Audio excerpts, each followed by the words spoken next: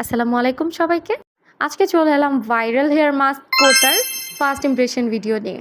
চারিদিকে এই কোটা হেয়ার মাস্কের এত পজিটিভ রিভিউ শুনে আমারও ইচ্ছে করলো, কেন না এবার নিজের হেয়ারে ট্রাই করা যাক। গত সপ্তাহে আমি যখনই শুনেছি আমার বোন এই হেয়ার মাস্কটা অর্ডার করেছে, তখন থেকে আমি কিন্তু চুলে শুধু শ্যাম্পু করে যাচ্ছি, কোনো কন্ডিশনার অ্যাপ্লাই করছি না।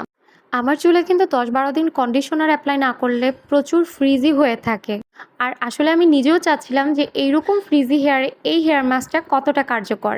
হেয়ার মাস্কের ডিব্বাটা খোলার সাথেই কিন্তু প্রচুর কড়া একটা স্মেল আমার নাকে আসে, যেটা আমার ভালো লেগেছে, বাট অনেকের হয়তোবা ভালো নাও লাগতে পারে। আমি শ্যাম্পুর পরে চুলটাকে হালকা করে মুছে হেয়ার মাস্কটা কিন্তু অ্যাপ্লাই করে নিয়েছি, এবং এই মাস্কটা আমি ১৫-২০ মিনিট পরে পানি দিয়ে ওয়াশ করে ফেলবো।